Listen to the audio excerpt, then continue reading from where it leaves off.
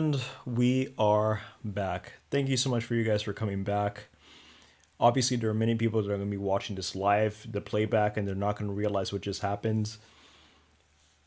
We are redoing this live because 5 minutes ago, our live kept on disconnecting, kept on disconnecting. The chat kept saying it was the eclipse because there's going to be an eclipse tomorrow.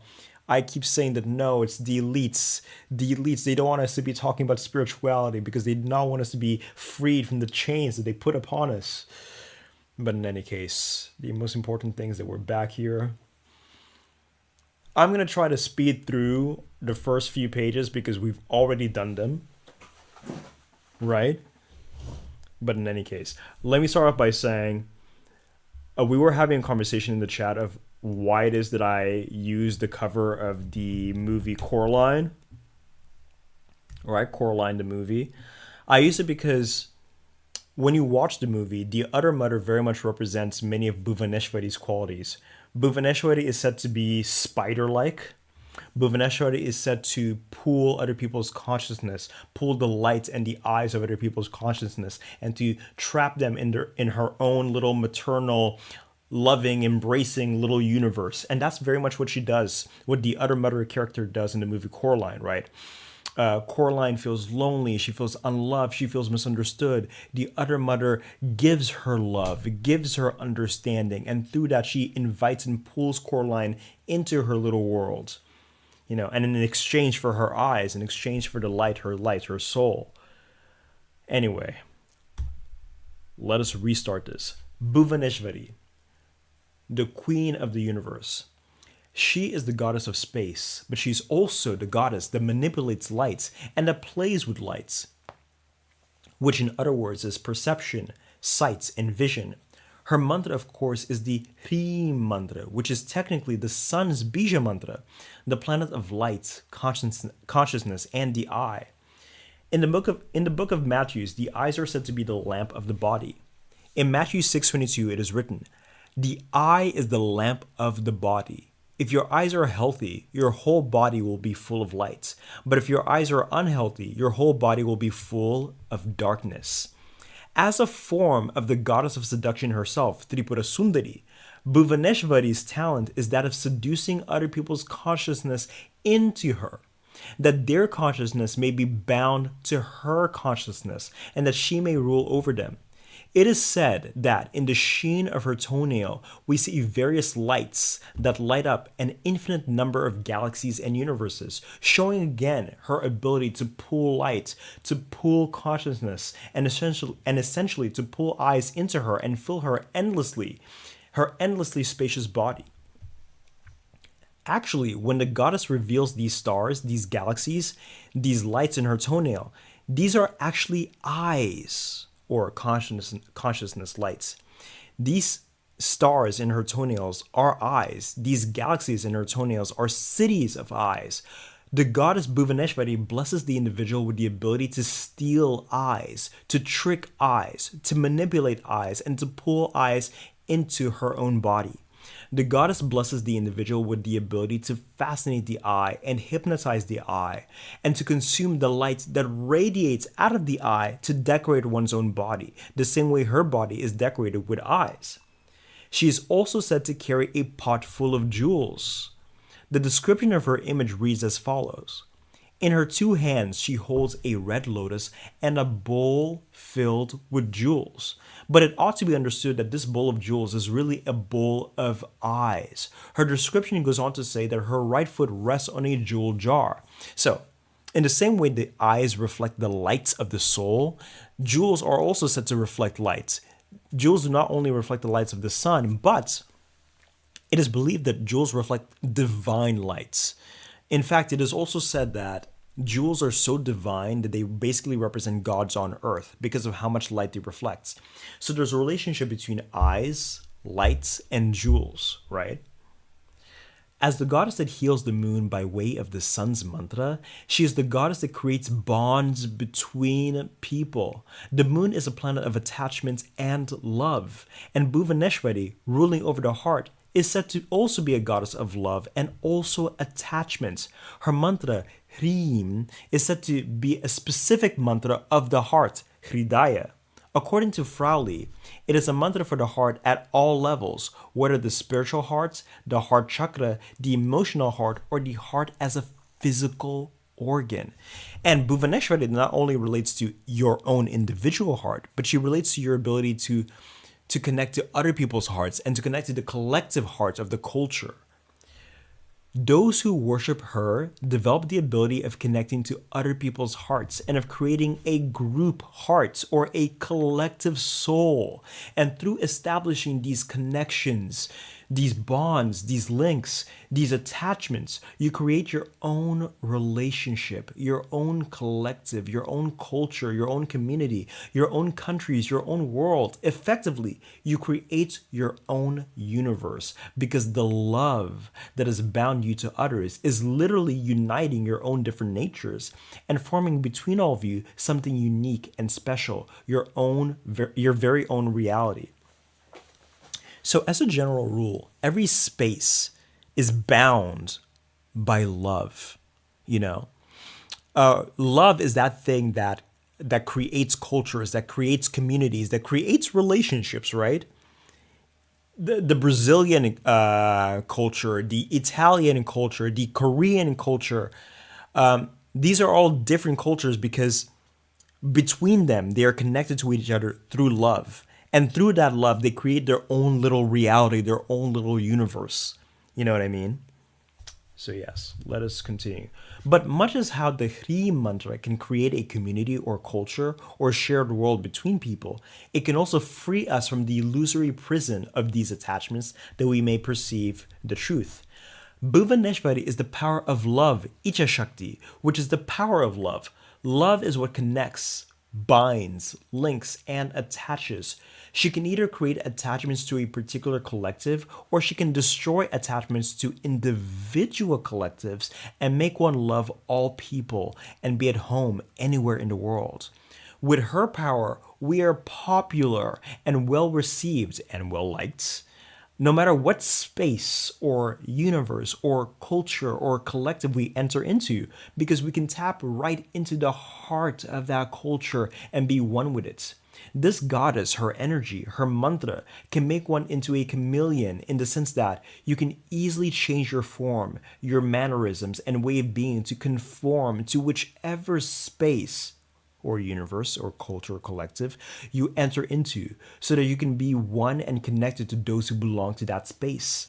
Remember that she does not only make you connected to others, but she makes you reign over them as the leading consciousness. She also blesses us with a special type of intuition.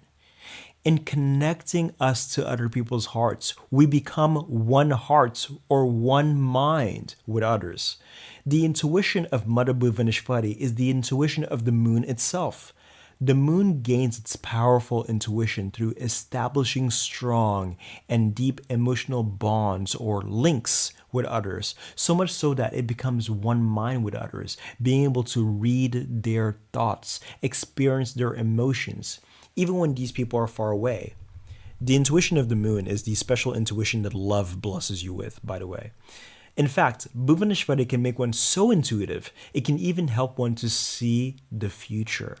Because one is so tapped into the collective heart or the collective mind that one can see how collective actions all come together to make certain future outcomes more possible than others. Bhuvaneshwari can also make you a talented artist, but in a very specific way. She does not bless you with technical ability or the ability to express yourself. Those are things that Goddess Matangi more so does. Instead, Bhuvaneshwari once again makes you so tapped into the soul of the culture that and not only does she make one tapped into the soul of the culture, but she transforms one into the very heart of that culture so that once again you can lead that culture and become the king or queen of that culture.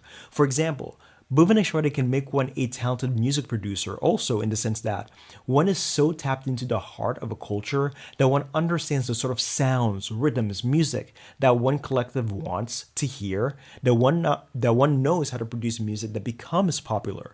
She can make one a talented comedian or a beloved persona in this same way.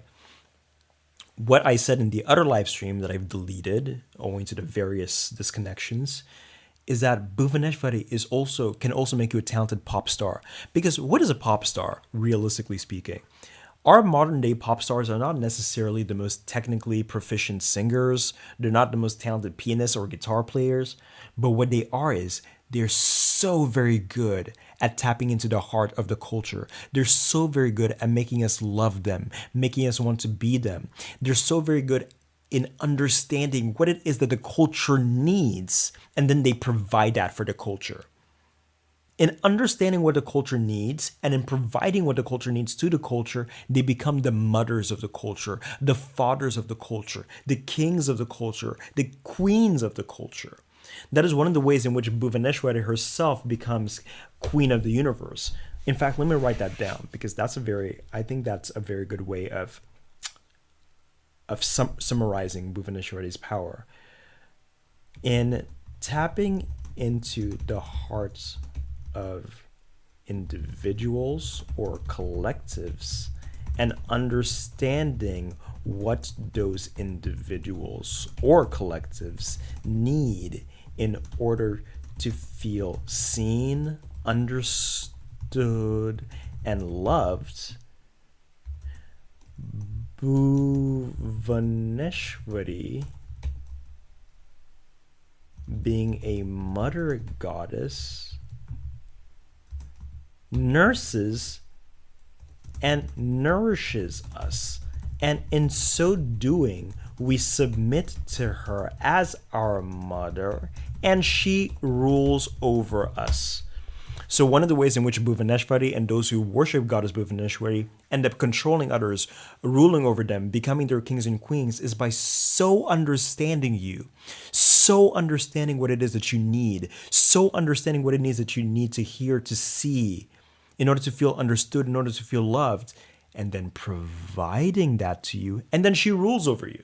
Much like the other mother in the movie Coraline. You guys, for those of you who haven't watched this movie, I love this movie. I've watched this movie several times since 2009. How old was I in 2009? I turned 30 like 2 weeks ago. How old was I all the way back in 2009? But it's a wonderful movie. And it can really help you understand the qualities of Mother Bhuvaneshwari. Also because the creator of Coraline, Neil Gaiman, he himself is a Shadabisha, isn't he? And Shadabisha is one of the energies that is very related to Bhuvaneshwari. Oh no, he's a Ketu in Shadabisha. Oh man. But in any case, it still counts since he's the creator of the thing. Having Ketu in a placement, where are we? Having Ketu in a placement, because Ketu has so much to do with your automatic behavior, the way that you behave without realizing that you're behaving. Some astrologers count it so much that they say it counts just as much or even more than sun, moon, and ascendant. But in any case, all right, let's check the chat. Let us check the chat. All right then.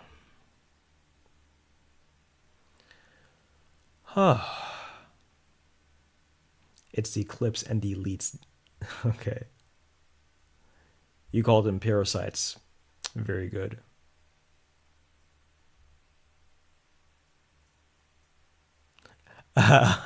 Matrix working hard, but Mother Matrix ain't playing.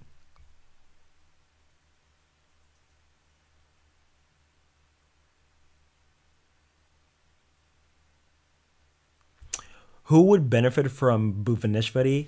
Anybody who wants to feel connected to others, because Bhuvaneshwari uses the sun's mantra to heal the moon. The moon is the planet that makes us feel connected to other people. When your moon is badly placed, when your moon is damaged, you feel so isolated. You feel so isolated. You struggle to connect to the people at your school, to the people at your work. You struggle to connect to your family. You have your own weird interests that nobody else understands, but you're not interested in everybody else's interests either. You know what I mean? When your moon is well placed, it gives you some mainstream interests. It gives you enough mainstream interest that you connect to other people, you know what I mean? Like you're relatively interested in soccer. If you come from a place where everybody's interested in soccer, you're relatively interested in, I don't know, listen, mainstream stuff, all right? But when your moon is kind of badly placed, it makes your interests and your preferences so unique to you that other people struggle to connect to you and you struggle to connect to other people. And so who could benefit from Bhuvaneshwari's mantra? Of the various people that can benefit from a mantra is people who wish to feel loved, people who wish to feel connected to others, people who wish to both understand others and also be understood. Those are the sort of people that can benefit so much from Bhuvaneshwari's mantra. And Bhuvaneshwari helps you to understand others, be understood, but also to be the king of your community. You know, you become like the center of your friend group, the center of your collective. You become the most popular person because everybody feels like everybody's going to treat you like you are the heart of the community. Everybody's going to treat you like you're the heart of the collective. You know what I mean? You're going to be the most popular person. Everybody feels seen and loved and understood by you. And in so doing, you kind of rule over them. You know what I mean? Different types of planets and different types of nakshatras rule popularity in a different way. But this is the special popularity of the goddess Bhuvaneshwari. Thank you, Irialis. It is perfectly enough to chant the Hrim mantra. And you know something else about Hrim? Hrim is it's one of the most powerful, and it's also one of the safest mantras. So like crazy things are not going to really happen to you, you know. Don't expect a lot of crazy things to happen to you. And the effect of this mantra is probably not going to be very sudden. Sorry if that caused a lot of ear problems. I snapped my fingers. But yeah, chanting that mantra is more than enough. It's very, very powerful. It's very, very powerful.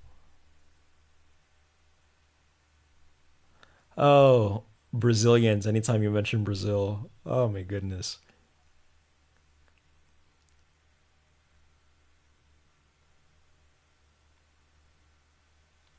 Really, Ezra?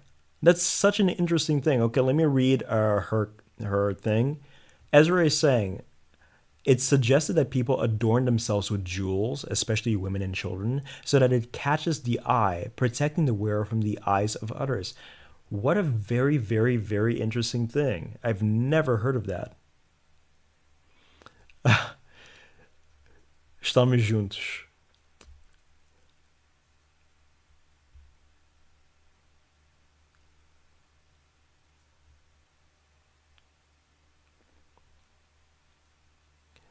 Okay.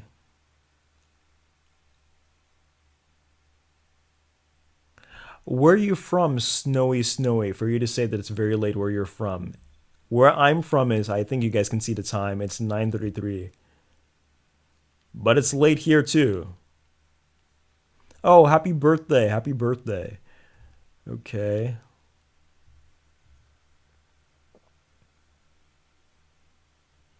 Miss you too, Galactic Blueprint. I used to see you so often. How do you practically use her energy? Like I was saying earlier, chanting her mantra is a very good way of doing that. Her mantra is said to be one of the safest mantras you can chant. The effects are not dramatic, but you experience them over some time.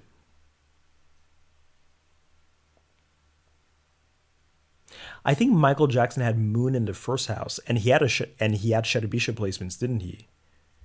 He did. Oh, Chad jumped. Where were we? Where were we?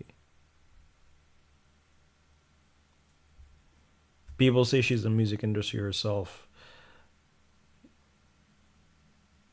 Yes, absolutely, Horse there. They do tap into the collective shadow and the collective unconscious.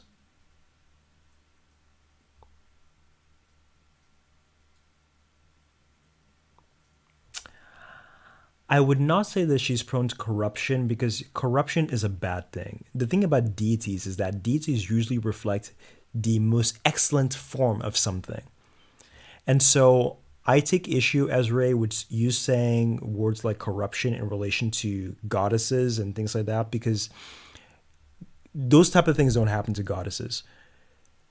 There are natural pitfalls to every philosophy. There's natural pitfall to every way of existing, right? But goddesses represent a way of existing and a way of doing things with an exalted level of discernment. So you do not need to worry about chanting Bhuvaneshwari's mantra and being corrupted by the connections that you make, because Bhuvaneshwari is not going to allow that to happen, because she represents the most exalted form of something.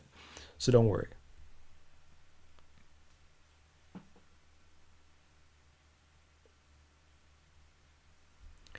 An everyday moon person could be corrupted. That is true. But Bhuvaneshwari, no. Bhuvaneshwari is not going to allow you to be corrupted.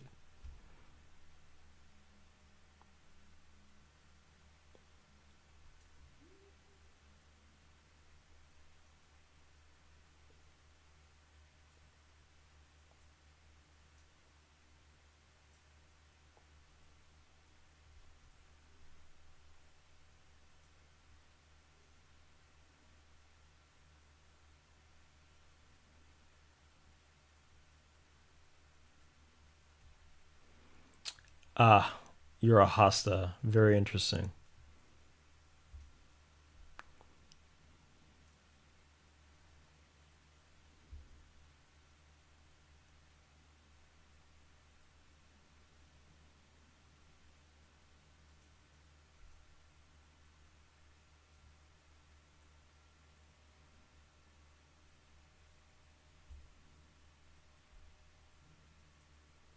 Oh no, no disrespect, Ezra.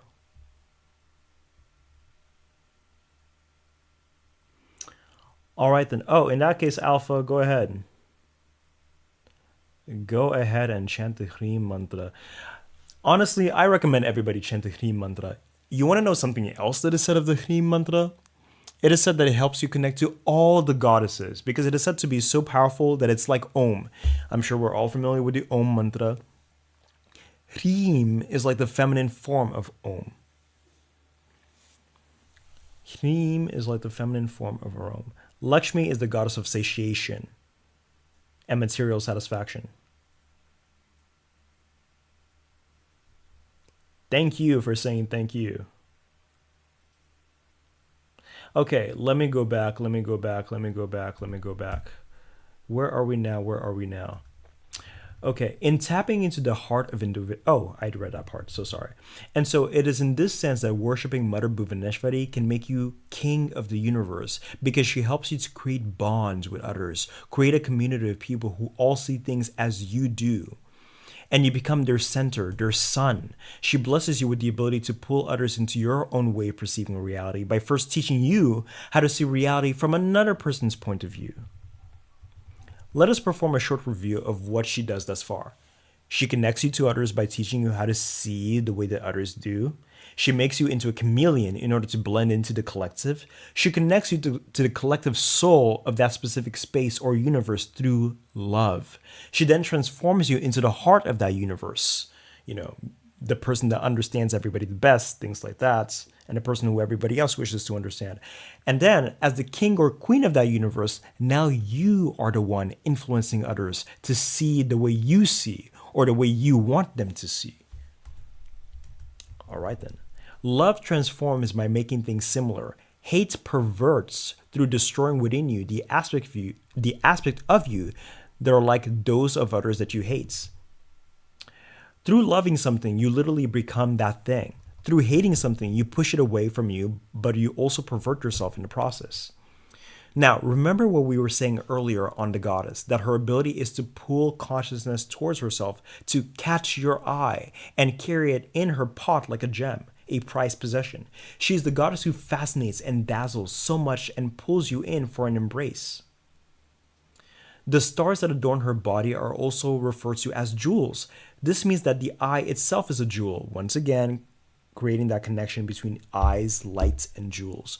Her bedizened body are the beguiled eyes of those she has fascinated and pulled into her world. Oh, creating a connection between eyes, light, jewels, and the hearts. Because the heart is like the eye in that the eyes reflect the soul, but the heart is the seat of the soul. Right? Exactly. So over here, we're establishing the connection between those four things. What is so interesting about the many images depicting this goddess is that there is a portal-like gate that is propped behind her. Okay, so let us go back to her images. When you Google Bhuvaneshwari, right, goddess Bhuvaneshwari, you find something so interesting about her various images. Look at this circular thing behind her, and look at the light that comes from that circular thing. When you look at images of other goddesses, you don't really see that. I think maybe Tripura Sundari, you might see that. Let me look at Tripura Sundari. Tripura Sundari.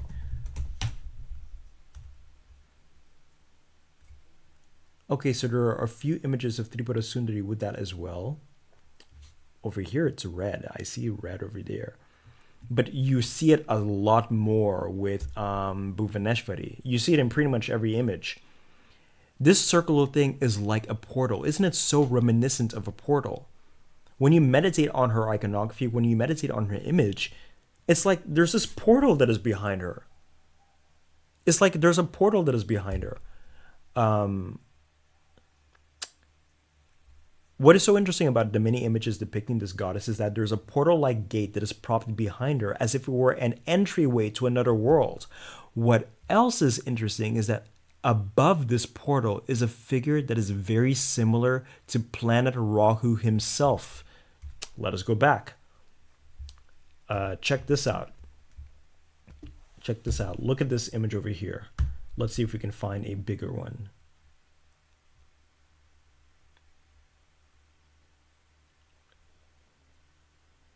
Okay, so we see the circle-like thing, right? That looks like a portal. Looks like a portal that's trying to invite us somewhere or trying to pull us somewhere, right? And then above this portal, what is this? It's clearly an entity. You see a nose over here, you see eyes over here and over here, you see a mouth over here. It's an entity. And it's an entity that is very reminiscent of what? Planet Rahu. Let's look at another image of the goddess. Let's see this one over here. Let's check this one out. See what we can find. Okay.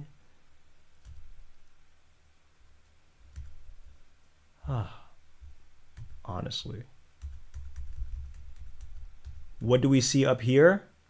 A big old smile-like thing. No, that's not even a smile. The mouth is up here, the teeth are up here, the nose is up here, the eyes are up here, and over here it's like it's eating a circular thing. It's like it's eating the sun. It's like it's eating the sun. A very Rahuvian-like image, isn't it? Let's see if we can find another image. But you'll see time and again, she's got a portal behind her, and above that portal, she has an entity that reminds us a lot of planet Rahu.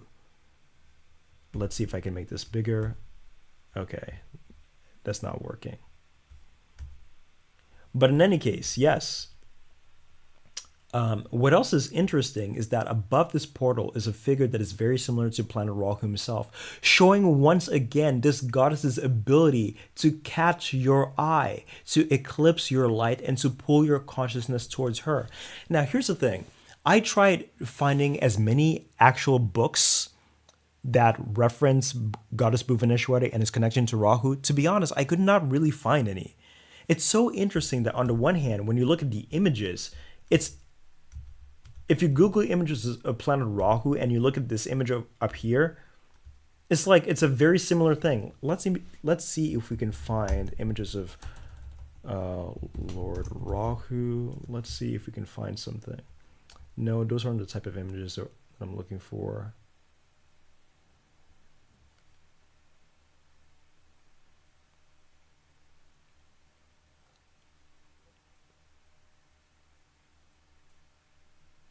Okay, this is a good one. You see this one over here? You see this over here, and it's eating a circular thing. Doesn't this image look a lot like the images that we were just studying? Doesn't it look a lot like the images that we were just studying? Very classic Rahu, eating a circular thing, eating a light, eating the sun. And so it's very interesting. I tried reading and reading, but I could not find any external source outside of myself, obviously, that connects Bhuvaneshwari to Rahu. But the only other person that connects Bhuvaneshwari to Rahu, do you know who that is? Of course, it is Claire Nati in her video on Swati. Let me try to remember what she says about Bhuvaneshwari is connected to Rahu. Let me try to remember. Let me try to remember. Let me try to remember. I don't think I remember how she connects it to Rahu. I should have watched her video before this live. I don't remember. But Claire is the only other person that I've ever seen or heard connecting Bhuvaneshwari to Rahu. And in an older video, in a much older video, she connected it to Rahu through also this observation that we're making right here. It's very interesting.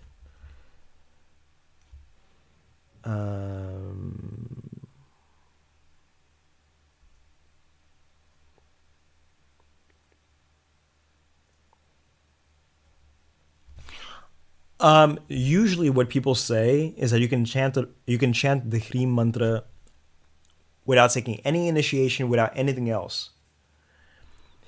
To be completely honest, that's what I do. That's what so many people do. Many of us, we chant the mantras of the Mahavidyas just like that.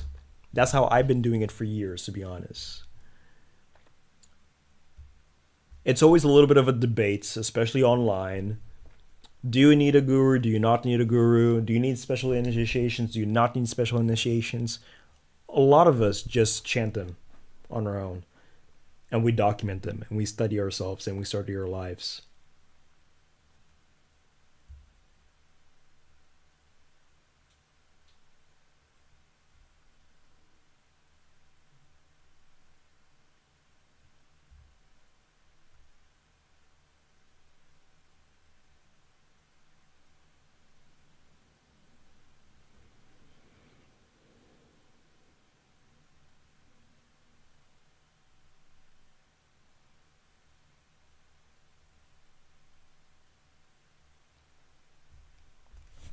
Yes, yes, yes.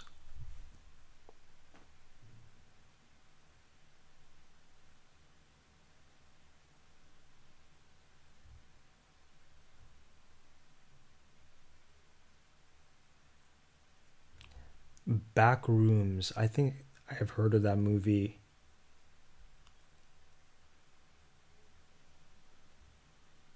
Mirrors can also be said to be portals, yes.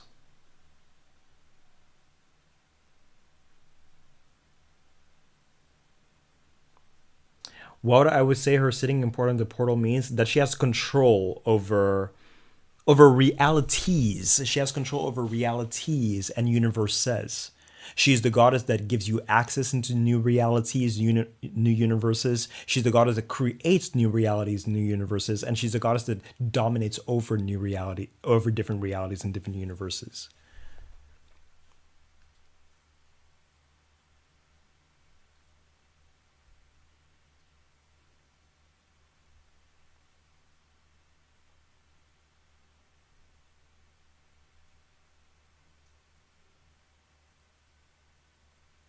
Oh, good one, Horse There. I think I remember a little bit of that now.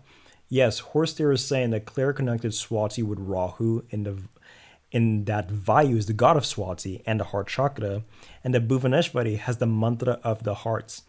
Okay, okay, so it's by way of the heart. Okay, okay.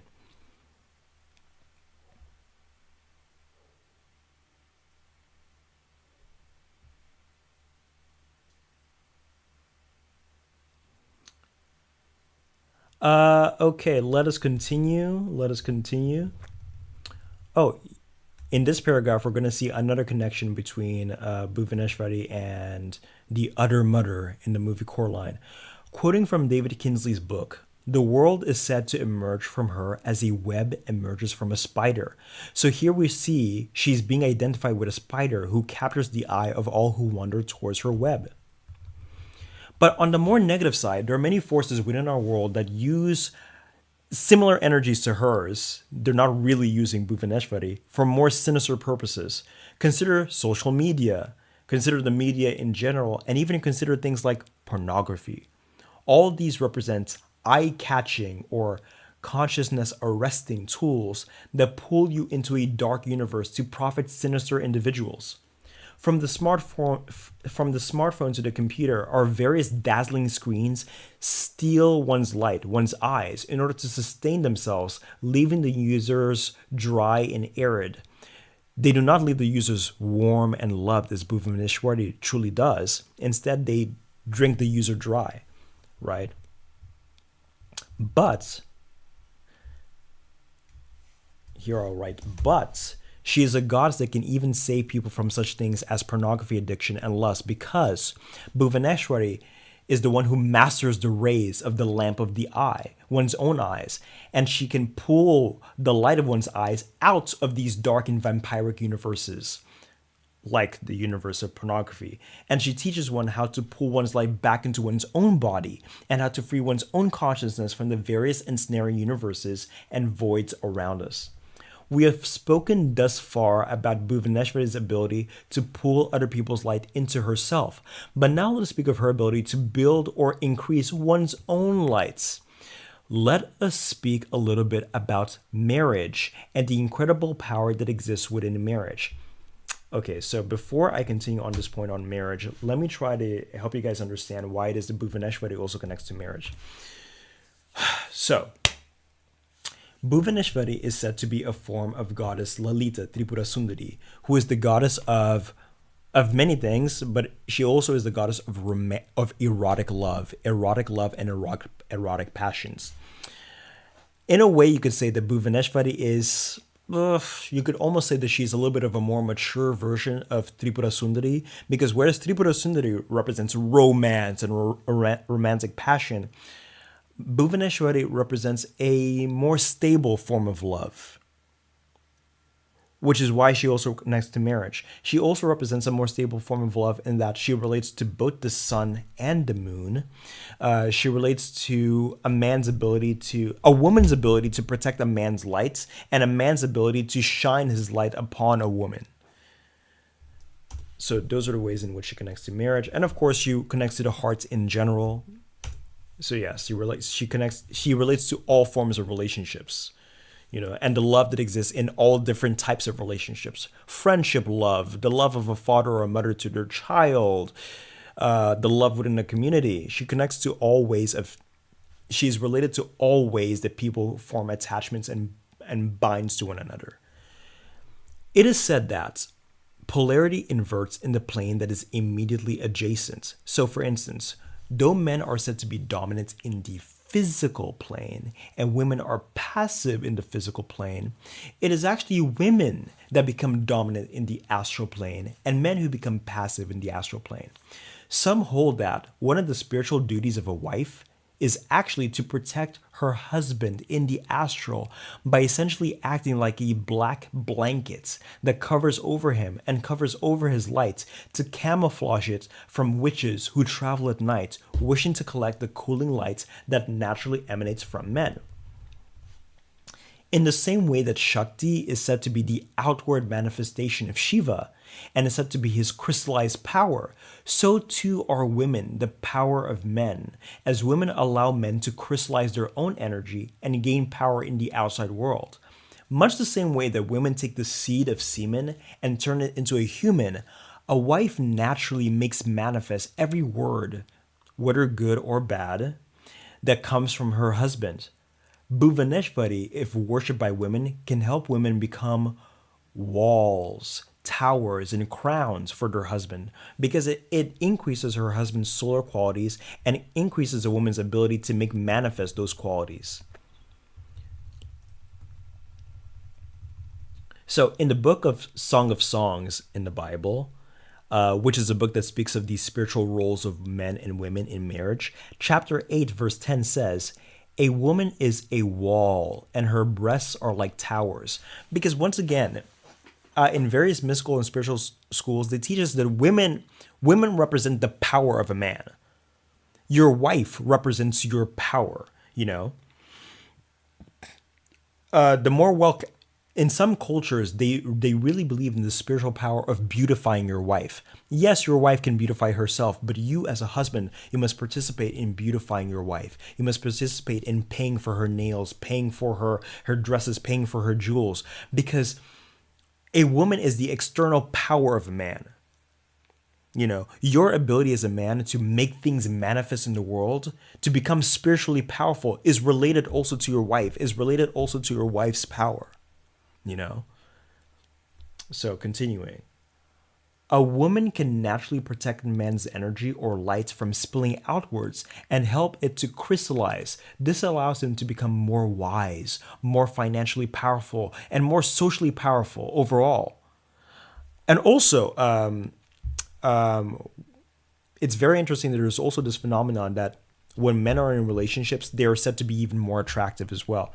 But continuing, naturally, we have all seen the statistics that suggest that men who are married are on average wealthier, more successful in their careers, more socially successful, as well as literally being more attractive. This is because their light is literally being protected and nourished behind the wall that is their wives, and their power is erecting like a tower. You will read in various mystical schools that marriage is extremely powerful for both men and women, but a lot of times they said it's a little bit more powerful for men as well. A lot of times they say it's a little bit more powerful for men. And it's also very interesting that socially speaking, I think we witness this, A lot of times when a man is married, it really is true. Very often they tend to be more organized. But a lot of times when women are married or unmarried, there doesn't seem to be too much difference in her life, materially speaking, in her life, spiritually speaking, etc., etc. It seems as though marriage tends to make a much bigger difference for men. But not to say that it doesn't benefit women in their own way, but it tends to seriously make a big difference for men. Where are we? And that's very interesting as well, right? Given that Bhuvaneshwari is a goddess that has a lot to do with marriage and protecting marriage and things like that. And Bhuvaneshwari has a lot to do with increasing the light of your solar abilities, and how the light of men is specifically increased within marriage. To go more into detail about a wife's dominion over the astral and the ability to make things manifest, consider the following verse from 1 Peter 3:7. It says, "Husbands, in the same way, be considerate as you live with your wives, and treat them with respect as the weaker partner and as heirs with you of the gracious gift of life, so that nothing will hinder your prayers." This is very interesting. This verse is telling us that a man that does not respect his wife, it literally interferes, and sometimes it may even destroy his spiritual power. This verse is telling us that it is important for a man to respect his wife, because if he doesn't, it will hinder his prayers. If it doesn't, it will hinder his ability to make things manifest. And remember, Goddess Bhuvaneshwari, as the goddess that literally creates universes, she makes things manifest, And so, yeah, this is very, very interesting, It's very, very interesting. A lot of times in our cultures, we treat gift giving and things like that like they're just like random acts of romance. You do them at the heat of your romantic relationship early on, and then it slowly dwindles down. But if you read various mystical texts, they tell you, no, you must offer gifts to your wife. Like literally, you must treat it like a spiritual exercise, because literally that's going to give you more power as a man. It's very, very interesting. It's very, very interesting. And once again, Goddess Bhuvaneshwari, she teaches us all of these tricks. She teaches us all of these techniques, all of these hacks, right? As Goddess Bhuvaneshwari is a goddess that teaches us how to build our own businesses, how to become popular, how to become financially successful, how to become dominant within the world, how to become kings of whatever community, whatever collective we exist in. And she's teaching us that, especially she teaches men that one way of doing that as men is that you must care for your wife. Because if you care and respect and honor your wife, her powers will naturally circle around you, protect your light, help your light to crystallize, and help your energy basically to erect like a tower so that you become more powerful. And so like both the wife and the husband are literally making each other powerful in their own way. Where are we now? Okay, one of the reasons why the average non-married man never achieves anything is because his eye is constantly assaulted by vampiric imagery and his consciousness is divided and distracted. And so he ends up without the energy to truly concentrate and invest in building himself to be great. So, as a woman, the simple act of getting married protects the light of her husband from being distracted or used by other forces. Let me delete this paragraph over here because I did not develop it sufficiently. But this ability is further enhanced in the women who chant the Hri mantra. For now, she becomes the dark universe that pulls in, protects, and increases her husband's lights. You know, going back to these images of Bhuvaneshwari, you as a woman, you kind of become like Bhuvaneshwari, you know, you suck in your husband's lights, you suck in his eye, you suck in his heart into that little portal that you create, that little portal of your home, that little portal of your relationship, so that his eye is not scattered and self-destructing itself, you know. Okay, where are we? Where are we? Where are we?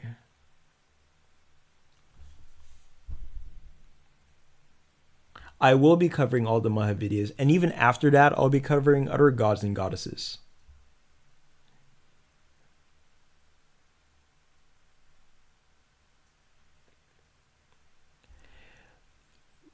Goddess Bhuvaneshwari relates to success in various ways. She relates to success in that because she taps you into the heart of the collective, she teaches you literally what you need to give the collective so the collective can also give you back something. She teaches you, okay, what kind of music did this collective really need to listen to you? What kind of what kind of products, beauty products, does this collective need? You understand. You become so tapped into the collective that you produce things that the collective wants, and then you're given money. You know, that's on a more practical level. On a more exalted spiritual level, she helps you to collect the lights, the eyes, and the hearts of the people in your collective, and through collecting that, you also profit from it.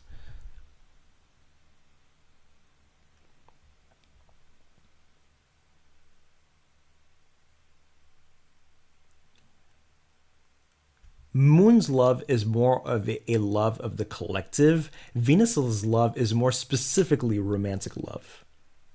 Moon's love can also extend to romantic love, but Moon is more love overall. I don't know what Madoka Magica is. You know something? I've tried watching Twilight, it's too painful, but Bella, Kristen Stewart, is a Rohini, isn't she? And the writer of Twilight has Sun conjunct Moon, I think. Thank you for saying that I have a great voice. Magdalene means tower. Interesting.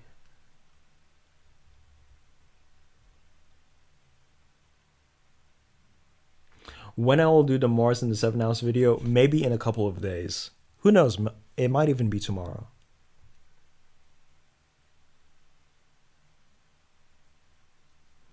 Thank you so much for this verse. Yes.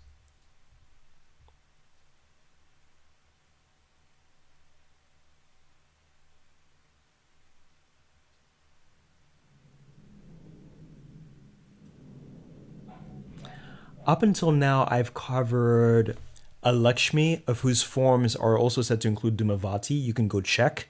I've covered Kali. Who else have I covered? Bhairavi. Who else have I covered? Only those.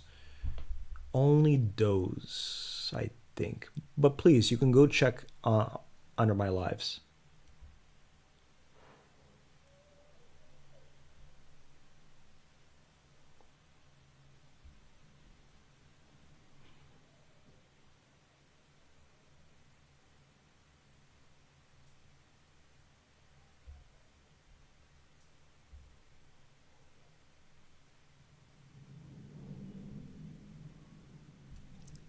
This is sad but funny.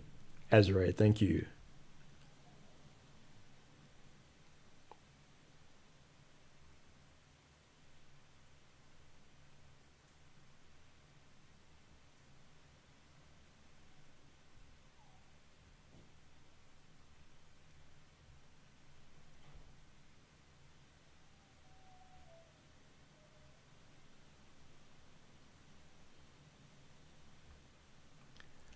How well I try. Oh, I did Matangi, didn't I? Yes, I did Matangi.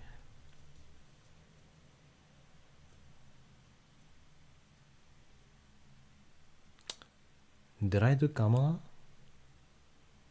Did I do Kamala? I don't remember that. Okay, but let's continue because we have been here for a while now, haven't we? We have been here for a while. All right, then.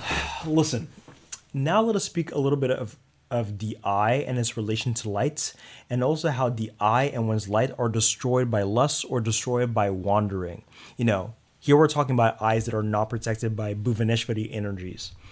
Consider the god Shukra, which is Venus, which was said to be blind in one eye. And Venus is the planet of indulgence and also lust. And Venus is mutually inimical to the ultimate planet of light, the sun. Of course, Bhaga, which is Purvapalguni's deity, was also described as very lustful in an uncontrolled way, and he was punished for this with also having his eyes removed. Other stories that relate lust to the loss of one's eyes or the loss of sight or the loss of lights include the Greek story of, I don't even know how to pronounce this, Tiresias.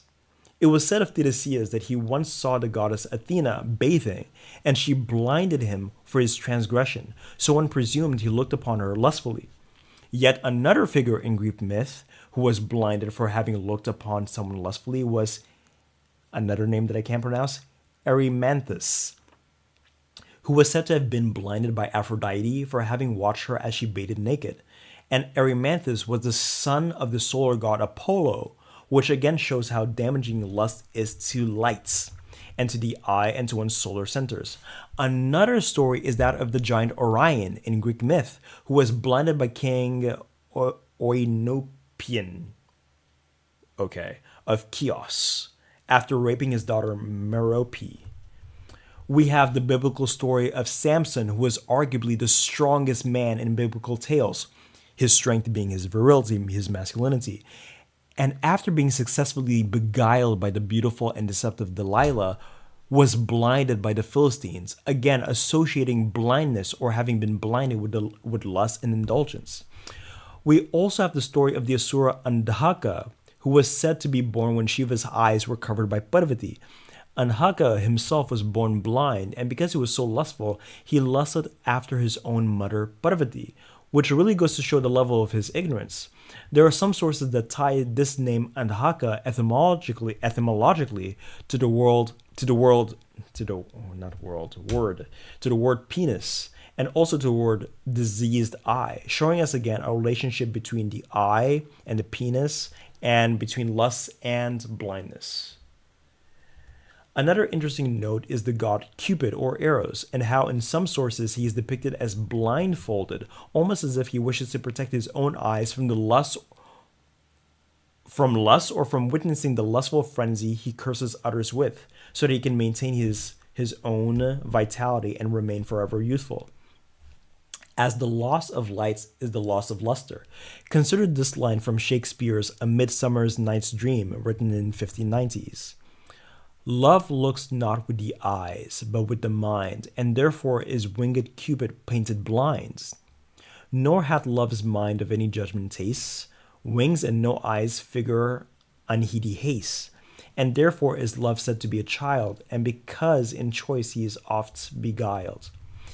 It is interesting that the figure of the hermits in the Lover's card in the Thought Tarot is also depicted blindfolded as he is influencing two unsuspecting souls to join together, suggesting that a proper love spell may actually be hindered if the individual performing the love spell is one too much inclined to lustful thoughts and lustful activity, which is why only a hermit-like figure like the hermit of the Lover's card, or a youthful figure like Cupid, who is yet to activate his own sexuality, only they can perform successful love spells because they protect themselves from lust.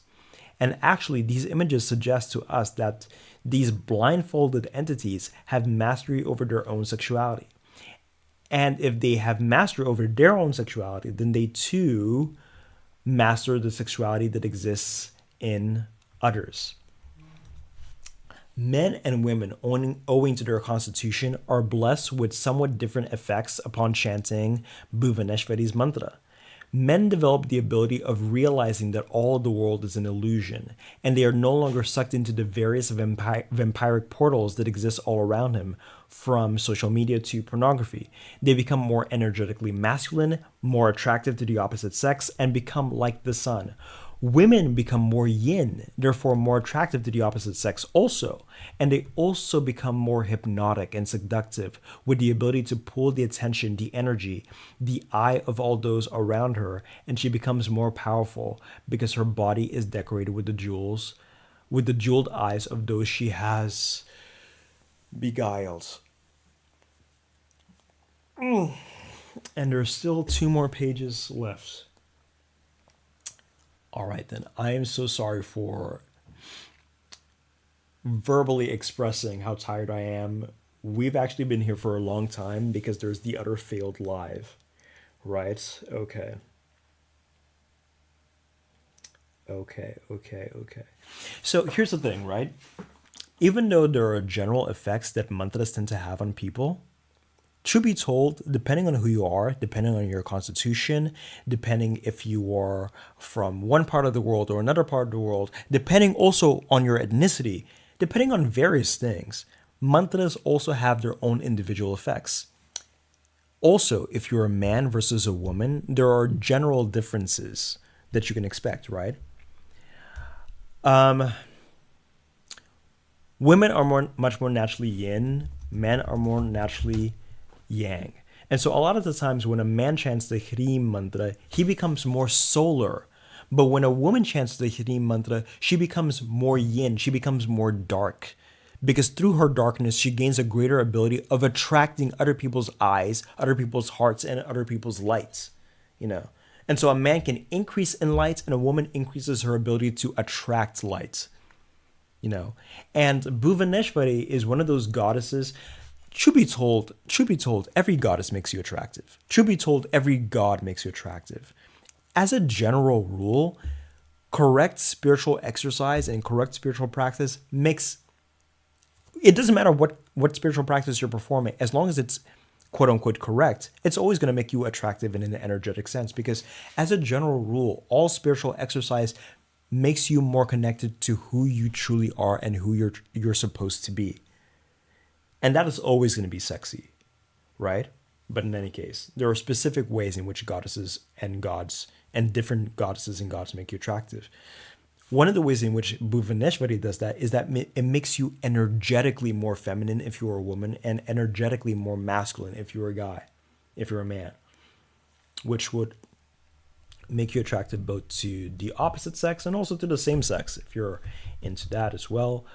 One of the reasons then that this mantra blesses the individual with so much abundance is that by teaching you how to call back your own light and to control your consciousness, and by teaching you how to shine like a star, you then become the center of the galaxy or the center of the solar system, around which all other unrefined and undifferentiated consciousness revolves around.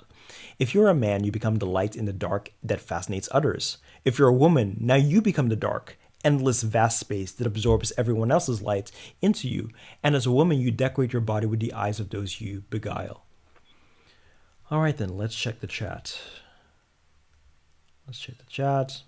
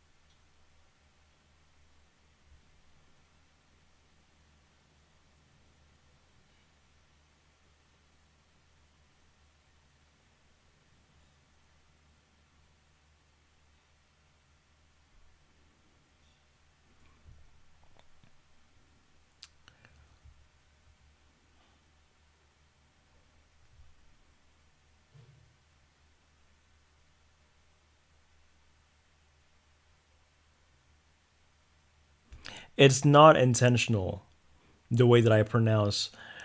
You know something? I'm not sure if I've ever quite shared this with you guys, but I actually speak several languages. I speak Portuguese, I speak English, I speak French, I speak Italian. And you know something about speaking multiple different languages and really trying to make an effort to pronounce things the way that those languages pronounce things is that in the end, it ends up backfiring because now, because see, my English accent has transformed over the years, you know, through the oh, and also I was kind of learning Hindi for a while and I was kind of learning Sanskrit for a while, but I stopped and I'm going to go back. And so it's like my accent, I sound like a foreigner no matter what language I speak. Like people from my own country don't even recognize me as being from my own country because the different languages that I speak, that one speaks, when you're really trying to make an effort to pronounce it, to pronounce those words and pronounce everything the way that they pronounce it and really try to take like the accents of those natives, it ends up quote unquote distorting your own the accents in your various languages, you know what I mean? And so when I'm reading a text that has different words from different languages, sure I can pronounce them, but then it ends up being like this weird thing where like I try to pronounce it in like the quote unquote correct way, but then in any case, I'm over explaining myself and now I'm confusing myself and I'm confusing you guys. But anyway, that's my overly elaborate excuse.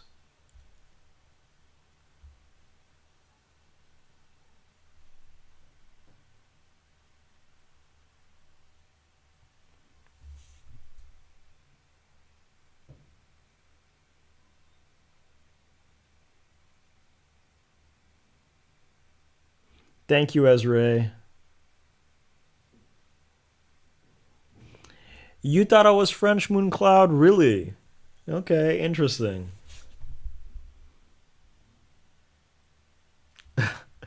May I ask you something, Moon Cloud? Are you French? And what about you, Ezra? For you guys to think French first and foremost, like I need to ask why it is that you guys thought that. You guys are probably French yourselves.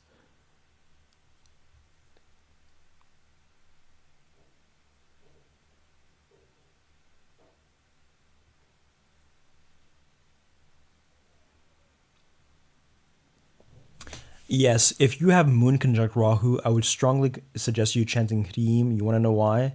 Because Moon conjunct Rahu suggests that you're very disconnected from the people around you. Very disconnected. It suggests that you're odd, you're misfits.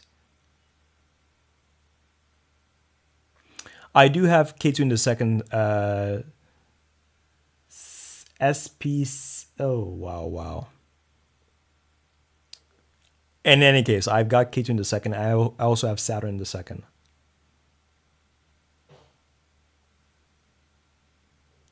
You speak High Valerian as well, okay.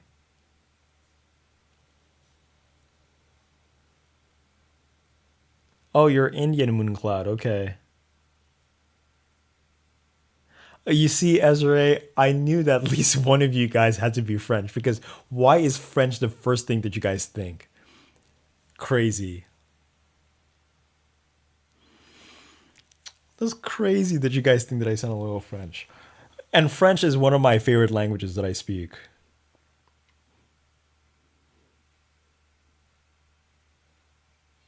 You know what's so funny? People from my country also think that I sound French when I speak Portuguese. Crazy. You have K2 conjunct Moon?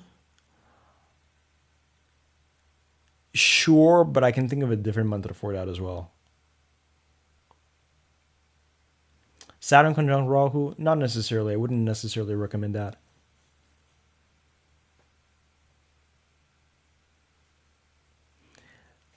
I mean, that's you. You can definitely see that.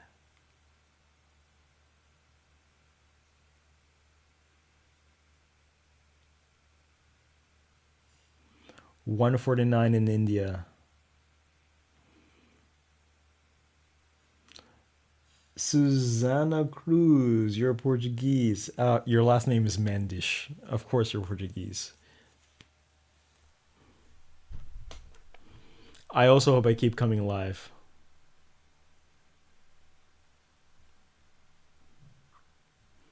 Really, your accent in English also goes to French. Okay, what languages do you speak, Azray? Okay, let me finish this live so I can. I don't know. Okay, so it's interesting that many of the names of goddess Bhuvaneshwari relate to Bhaga, who is the deity of Purva Phalguni, who has had his eyes ripped out of him because of his lusts, but who is also the god of sexual passion. Recall also that Bhuvaneshwari is said to be a form of the very goddess of erotic love herself, Lalita Tripura Sundari. So whereas Lalita is play and romance, Bhuvaneshwari is love and attachments. Some of her names include. I'm too tired to even try to pronounce some of these names, but in any case, the name is over here, and it means salutations to her who takes the form of Bhaga, the embodiment of divine fortune. Salutations to her who is the refuge of Bhaga, the foundation of bliss and prosperity. Salutations to her who embodies the principle of creative power, Bhaga. Salutations to her who abides in the principle of Bhaga. Salutations to her adorned with a garland of creative powers, Bhaga. Salutations to the divine goddess, Bhagavati. Salutations to her who is the abode of fortune, Bhaga. Salutations to her who embodies the knowledge of Bhaga. Salutations to her who is the power of Bhaga. Salutations to her who is the ruler of Bhaga, the Lord of Bliss. Salutations to her who is worthy of worship as Bhaga. And let me tell you something. When you go down her 1,000 name hymn, you will find more names relating her to Bhaga. Now, Bhaga, as the deity of Purva Phalguni, has everything to do with pleasure and everything to do with enjoyment. Bhuvaneshwari, in creating her little reality, she invites you to enjoy, to love, to attach. Bhuvaneshwari, in making men more spiritually masculine and women more spiritually feminine. This is different from Lalita, by the way. So, whereas Bhuvaneshwari makes men more spiritually masculine, Lalita, which we will discuss this in her live, makes men more materially, energetically masculine. You know what I mean? Bhuvaneshwari can bless a man with a more fatherly type of masculinity, but Lalita blesses man, with a younger, more exciting form of masculinity. Whereas Bhuvaneshwari can bless a woman with a more spiritual femininity, a more maternal femininity, but still very, very attractive, right? A maternal femininity. There are a lot of young women who also resonate a rather maternal type of femininity, a rather mature sort of femininity, which is very attractive. But Lalita blesses a woman with a more, I guess you could say, sexual femininity, a more erotic femininity. She feels proud of her own femininity. But in any case, I'm too tired to go into detail, and we'll go into detail in the Lalita Live. In any case, similar to Lalita, she is a goddess that makes women more spiritually feminine and makes men more spiritually masculine. See, I even forgot that I added some of this in this paragraph. Oh, God. Which is also why it results in an attractive form and energy field that strongly attracts the opposite sex. Hence, all the references to Bhaga. Bhuvaneshwari relates to Bhaga both in that she steals eyes, because Bhaga is a deity whose eyes were stolen to him. And so Bhuvaneshwari relates to Bhaga in both that she knows how to steal eyes, but that also she knows how to protect eyes. In protecting eyes, she also blesses with inner beauty, because the eye is not destroyed by lust and perversion. According to the book by David Kinsley, she is further praised in... Oh, no, I'm not going to write about this. I'm not going to... Because I did not elaborate, unfortunately. So, yeah. And so you can also see why Bhuvaneshwari... See, here's the thing. If you as a person want to be blessed with everything, you want wealth, you want popularity, you want physical beauty, you want romance, you want friends... If you want to be blessed with every single material blessing, if you want to be blessed with everything that one could be blessed with in whatever universe, whatever collective, whatever culture you exist in, the ultimate mantra for that is Hrim. It is the ultimate general mantra for that.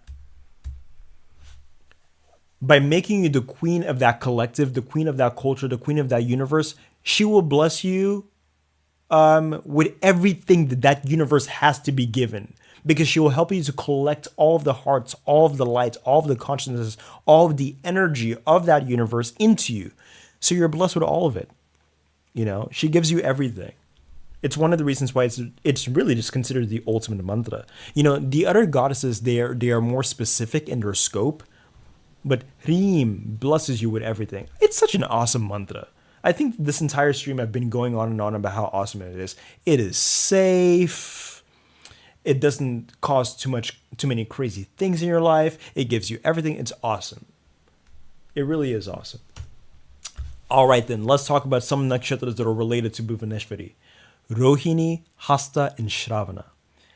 As the goddess that heals the moon, she represents the moon nakshatras at their best. The moon nakshatras are very good at being the hearts of whatever social environment they exist in, because they are good at being in tune with other people, their emotions, their desires, their expectations, etc. Each one has their particular realm, with Rohini being the best at being one mind with their lovers, changing their form to embody whatever fantasy will most move their lovers. Shravana tends to embody the best ideals of their culture. They all tend to love psychology because they're very good at entering into other people's minds. Literally, yes, becoming other people's minds. Rohini actually is related to Bhuvaneshwari and Lalita, which makes it one of the most overall attractive nakshatras on both a physical and energetic level, as it is good at inspiring others to want to be close to it and become bound to it. Shravana, at its most advanced, for example, can be so connected to the minds and hearts of others that even at a distance, they can sense when other people are anxious or in danger. They are so tapped into the collective soul of a group that they can read other people's minds, see their feelings, and act accordingly, modifying their behavior in such a way as to offer others what they need. Shravana's, what did I write? Shravana not only connects Shravana not only connects to the heart of the physical collective, but actually they can connect to the heart of these spiritual forces that control our world or that control the collective. So much so that they can read the minds of these beings and see the past, see the future, and access secret knowledge. Shravana is very awesome for this. All right. They're very, very good at that. They're very, very awesome for that. If you have a lot of Shravana placements, it blesses you with this specific type of intuition. One day we'll explore the different types of intuitions that different nakshatras have, because Moon Nakshatra intuition is different from Ketu intuition, which is different from Mercury Nakshatra intuition, which is also different from Mars Nakshatra intuition, etc. Wow, okay. So according to some sources, like the Vayu Puranas, both Rahu and Ketu were said to be born in Rohini Nakshatra. This is interesting. Some sources say, some classic texts say that Ketu was born in Aslesha, and there are many reasons why that is true. Some sources say that Rahu was born in Bharani, and there are many ways in which that is true. But some sources also say that both Rahu and Ketu were born in Rohini Nakshatra. That might sound confusing, but let's go on. Recall that the deity of Rohini is Brahma, and then recall that he rides on a swan. A swan is his vahana. It's the animal he rules over. And this animal has the ability to swim in the pond of illusion, play with illusion without ever being deceived by the illusion, and at their best. But if Bhuvaneshwari blesses us with the same ability. All right, so let's Google Brahma. Brahma. Okay, this, not every image has this, but okay. Look at some of these images of Brahma. Look at this animal. To be honest, I'm not sure if it looks like a swan, but it's supposed to be a swan, right? Here's something that is said of the swan in Vedic mythology. It is said of the swan that the swan can swim in a pond of water, and if you put milk in that water, a swan is very good at drinking the milk and leaving the water alone. Like, it sounds crazy, right? I'm not even sure if it's physically true in the real world, but a swan is blessed with this ability of being able to separate milk from water. So spiritually speaking, what are the various interpretations of this? The pond is supposed to be the illusion of the world, and the milk is supposed to be the truth within the illusion of that world. And so the idea is that Brahma, and Brahma is the creator of the world, by the way. One thing that Bhuvaneshwari, Aditi, which rules over Punarvasu, and Brahma, which rules over Rohini, the thing that these three have in common is that all three of them have created the world in their own way. So, what this suggests about Rohini is that Rohinis are very good at playing with illusion without being deceived by illusion. Rohini represents the ideal state of any human being. Because here's the thing, the material world is not supposed to be evil. The material world is not evil. The spiritual worlds have fathered the material world, so the material worlds cannot be evil. But the problem is that many of us mistake the material world for being real, more real than the spiritual. That's where evil is born. That is where evil is born because through that belief we perform many evil acts. Rohini understands how to interact with the physical world, interact with illusion, enjoy the sensual world, but it is never lost in it. Rohini at its most spiritual has that ability, and Bhuvaneshwari, if you worship her, can also bless you with that ability because as the goddess of light, she teaches you what the truth of this illusory world is, She helps you to create your own illusory worlds. She helps you to enter into the various illusory worlds, like various universes, various cultures, various collectives, various relationships, but you're never lost within them. So yeah. Okay. So another group of nakshatras that are related to Bhuvaneshwari, let me just read the paragraph. Bhuvaneshwari heals the moon, but through the power of the sun, through the sun's mantra. The sun is the king of our world, and it fills it with light, life, excitement, and color. Whereas the moon nakshatras were tapped into the heart of people and situations, it is the sun nakshatras that direct the hearts and become the center of its expression. So that's how the sun nakshatras relate to it. And finally, we have rights, Sharbisha and Swati. By the way, Kritika also relates to this, and Ardra also relates to this. It just so happens that these nakshatras relate more to it as I've studied them, as I've contemplated them. So, naturally, Bhuvaneshwari, through its ability of catching the eye and influencing other people's ways of perceiving, relates to Rahu's ability to cast illusions on others. Rahu nakshatras are very good at creating enticing and fascinating realities that pull at our perception and consciousness, and in so doing, the Rahu Nakshatra natives trap us in their false little worlds for their own amusements. Recall that the goddess Bhuvaneshwari has behind her a Rahu-like figure with a portal in her iconography. All right then, let us check the chat. Let us check the chat.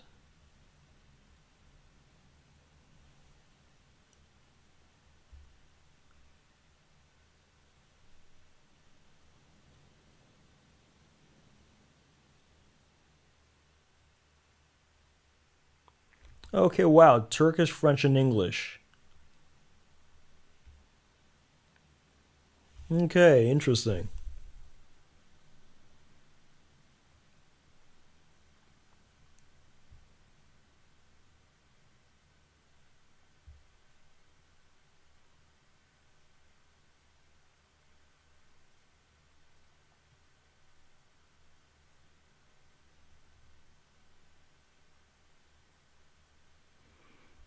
Thank you.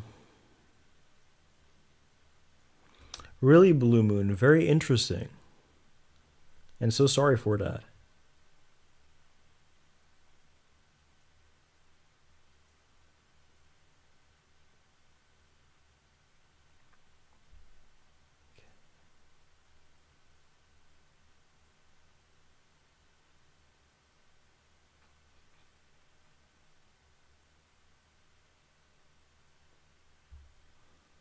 I think I've heard that expression. That's Turkish expression as well as Ray.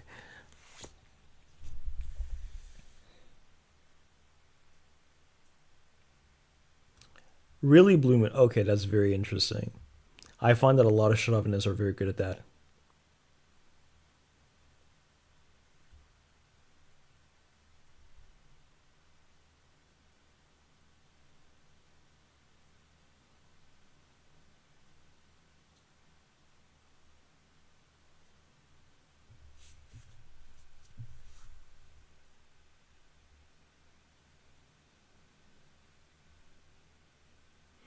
Oh, I forgot to also explain to elaborate that Rahu, of course, is the planet of illusion, and Ketu is the planet that detaches from illusion, and both of those qualities exist within Rohini.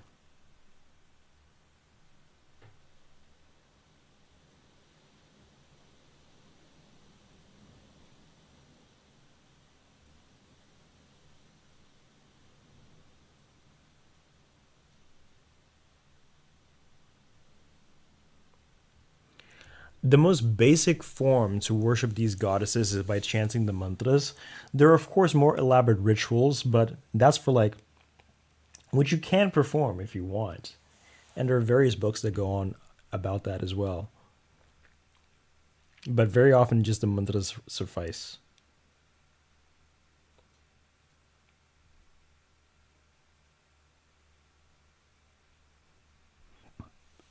Oof. Oh, guys. It has been so nice to be here with you guys.